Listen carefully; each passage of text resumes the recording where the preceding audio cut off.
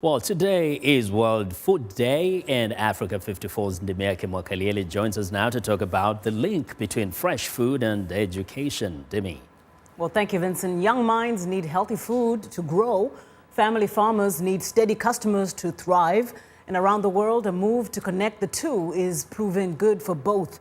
On this World Food Day, VOA's Steve Baragona takes a look at the growing worldwide farm-to-school movement. Lunchtime at Ruth Ann Monroe Primary School outside Washington, D.C. There you go, honey. The kids are lining up for roast pork from a local farm. Don't forget your fruits and vegetables. Jeffrey Prue runs the school district's cafeterias. We've also got local apples. Today's feature is a golden or yellow delicious. This is from an orchard here in Smithsburg, from RINEHART's orchards. About 85% of the school's apples come from J.D. RINEHART's orchards, just 20 kilometers away. Also, if you're going to the schools, they want about an apple this size. RINEHART and Prue are part of a growing number of farm-to-school partnerships in the U.S. Schools serve more than 30 million kids each day. Roughly 20 million are low-income children who rely on federally subsidized meals to prevent hunger and let them focus on learning. But most schools don't cook fresh meals, says Jeffrey Prue. We've gone to really box-to-oven products, fully processed, prepared items that are more heat and serve. So we're definitely taking a stretch back to our roots, which is actually cooking food. Critics say processed school meals are contributing to the nation's childhood obesity epidemic. But new government rules aim to make cafeteria food healthier. Prue says fresh ingredients will make it easier to lower unhealthy levels of salt and fat. The way to reach those new levels is to prepare it ourselves and to really control what's in the product by sourcing it ourselves. And sourcing it from nearby farmers helps put money into the local economy, says J.D. RINEHART. And that enables us to update our facilities to buy equipment locally. Keeping the money right here in the region is huge, not only for us, but the people that benefit from us purchasing. Floating money through the local economy while providing fresh food for local school kids, it's easy to see why farm-to-school programs have spread, from 6 states in 1997 to all 50 today. But the United States is not the world leader in the movement, says the World Food Programme's CARMEN. The worldwide success story at the moment is Brazil. As president, Brazil's Luiz Inácio Lula da Silva won international recognition for his Zero Hunger anti-poverty plan. One of the cornerstones of that plan was the school feeding program. But in 2009, they realized that this program, which was costing the government quite a bit of money, could also help to connect that program with family farmers. The program now requires that 30% of school meals come from local farmers. It has been so successful that Brazil is now helping several African countries set up their own programs to help kids and farmers grow strong. Steve Baragona, VOA News, Smithsburg, Maryland.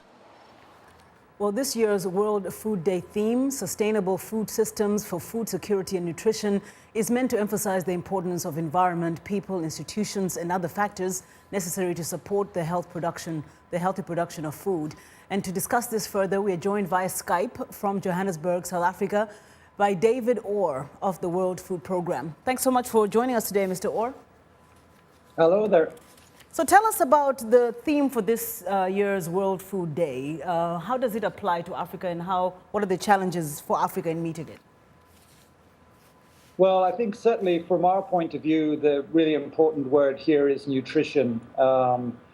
We estimate that about 1 in 4 people in Africa are hungry. In fact, a quarter of the world's malnourished people live on this continent, and it is key to development and food security that we get good nutrition. And this is something that starts way before birth. It starts while children are still in the womb and continues right through pregnancy. We see this 1,000-day period, we call it, from conception to birth as really the sort of crucial period, because without proper nutrition, kids just can't function in school, and it affects them right throughout their life. In terms of poor health, I mean, people die earlier if they don't get good nutrition in their youth, and they're not as productive. So it doesn't just affect individuals; it affects communities and whole countries, whole economies, I would say. Now, Mr. Orr, of course, the agricultural industry is one of the biggest sectors in many African economies. Why is this such a challenge?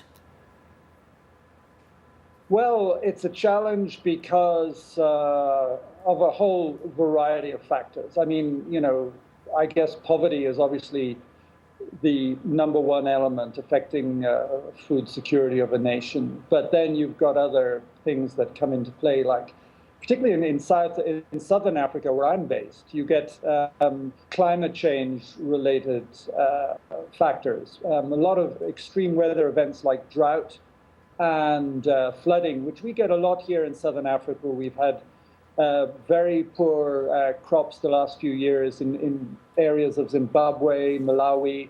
We've got a situation now in Madagascar where not just erratic weather patterns, but a plague of locusts has decimated much of the country's crops.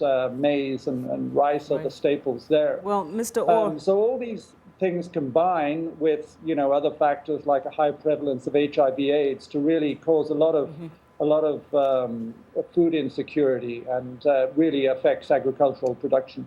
well, thank you so much, Mr. Orr. Unfortunately, we have limited time, but we really appreciate your insights into that issue. That's David Orr with the World Food Programme's Communications Officer for Southern Africa, and he joined us via Skype from Johannesburg in South Africa.